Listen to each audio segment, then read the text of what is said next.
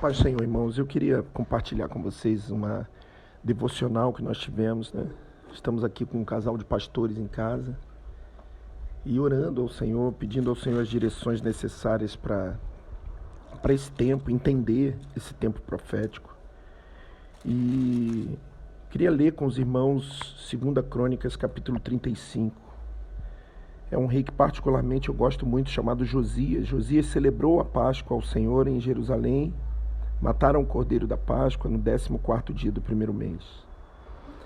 Chamou a atenção aqui o versículo 3, que disse os levitas que ensinavam a todo o Israel e ao Senhor, e estavam consagrados ao Senhor: ponde a arca no templo que Salomão, filho de Davi, rei de Israel, edificou. Não tereis mais essa carga sobre os vossos ombros. Agora servi ao Senhor, o vosso Deus, e ao Deus de Israel, e ao seu povo Israel. Parece difícil de imaginar, mas a arca estava móvel, né? Existia, na época de Josias, e o rei Josias está vindo de um período terrível de Manassés e seu avô, e Amon, seu pai, onde esses homens fizeram o que era muito mal aos olhos do Senhor. E Josias foi um rei que começou a reinar com 8 anos. E no 18º ano do seu reinado, o sacerdote Ilquias acha o livro da lei na casa do Senhor, né? A palavra de Deus fala no livro de 2 Crônicas, capítulo 34, versículo 15. Achei o livro da lei no templo do Senhor. E através esse 18º ano do rei Josias foi um ano extremamente abençoado, extremamente renovador para o povo de Judá. Porque através da palavra de Deus, o Senhor fez algo poderoso na nação. E eles celebraram uma Páscoa. Eles retornaram a uma Páscoa que a própria Bíblia vai dizer que nunca se celebrou antes. Capítulo 35 de Crônicas, 2 Crônicas, versículo 18. Nunca se celebrara em Israel uma Páscoa como essa, desde os dias do profeta Samuel. Nenhum dos reis de Israel celebrou tal Páscoa, como a que celebrou Josias, com os sacerdotes e levitas e todo Judá e Israel, que ali se acharam, e os habitantes de Jerusalém. Foi no 18º ano do rei Josias que se celebrou essa Páscoa. Então a gente entende, em primeiro lugar, que não há um avivamento, não há uma renovação se esse livro da lei não for achado, se essa palavra de fundamento não for trazida de volta.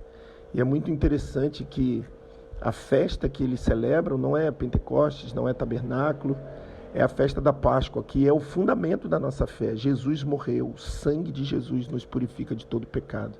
É impressionante ver como nós, como igreja do Senhor, às vezes estamos tão envolvidos com todo tipo de doutrina, com todo tipo de desvios gospels, né? E esquecemos da simplicidade de Cristo, como diz em 2 Coríntios capítulo 11. Temo, irmãos, que Satanás vos engane assim como enganou a Eva, os afastando da simplicidade de Cristo. Esquecemos do poder do sangue, esquecemos dessa nova aliança maravilhosa. Então Jesus morreu, Jesus ressuscitou, Jesus é o nosso Senhor, tudo está consumado, o inferno foi vencido, a morte foi vencida. Esse é o poder da nova aliança. E é tremendo ver que a renovação não é complexa, ela é simples, desde que nós tenhamos coragem de voltar às práticas de uma vida simples em Cristo. Agora, o que me chama a atenção, irmãos, é que mesmo com todo esse avivamento, mesmo com todo esse arrependimento, o Senhor diz no capítulo 34 de Crônicas 2, 2 Crônicas, diz para Josias: como teu coração se enterneceu e te humilhaste perante Deus, ouvindo as suas palavras contra esse lugar e contra os seus habitantes, e te humilhaste perante mim, e rasgaste as tuas vestes, e choraste perante mim, também eu te ouvi, diz o Senhor. Agora preste atenção no versículo 28. Agora ajuntarei você a teus pais, e tu serás recolhido ao teu sepulcro em paz, e os teus olhos não verão todo o mal que hei de trazer sobre esse lugar e sobre os teus habitantes. E voltaram com essa resposta ao rei. Eu tenho um temor quando eu vejo esse tipo de texto. Por quê?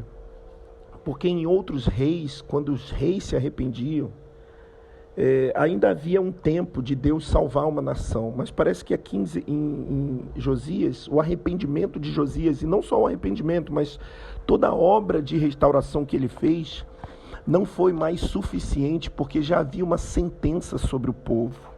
Nós estávamos conversando aqui e perguntávamos, será que nós estamos nesse tempo onde que a sentença já está dada?